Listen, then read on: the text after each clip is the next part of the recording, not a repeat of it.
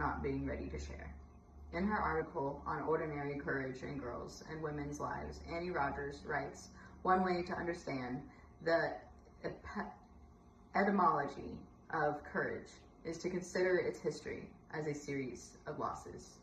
Over the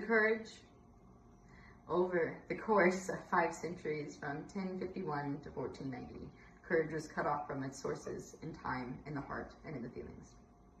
In other words, courage is slowly disassociated from what traditional Western culture considers feminine qualities. And it came to mean that quality of mind that shows itself in facing danger without fearing or shrinking, a definition associated with bravery or heroism of boys and men. The pattern of losses in history of the word courage seems to reflect an increasing invisibility of girls' and women's courage in Western culture. Without courage, we cannot tell our stories.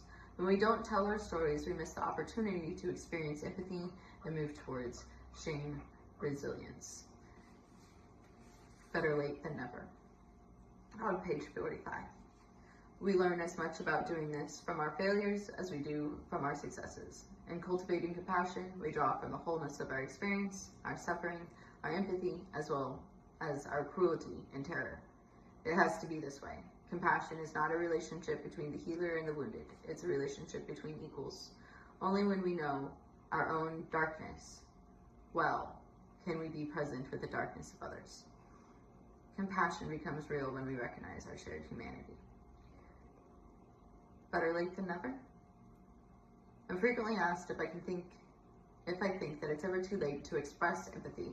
Can we go back when we miss the opportunity to be empathetic? Interestingly, many women spoke about this during the interviews, and a resounding answer was better late than never. The impact of late empathy might be different from what we'd experienced if someone responded empathetically right away, but the potential for strengthening the relationship is still there. Let me give you a personal example. I hope the moments I read and shared, my personal examples brought on by the insight of this book,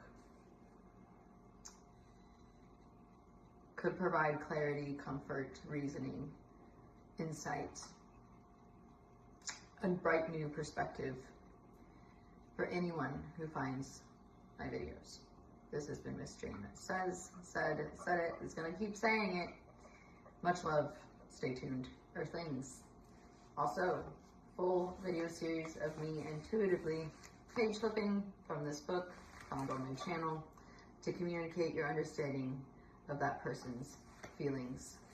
The last word I saw there was cookies. Cookie jar. This morning I feel inclined to share. I'm agoraphobic. I've talked about this, but one of my intrusive thoughts, it gets bigger than just afraid to leave the house, but afraid of the world ending, yada yada. So anyways, I think about tornadoes a lot.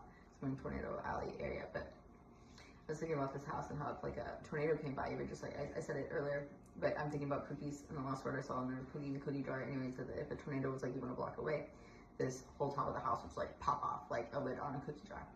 So I'm gonna go focus on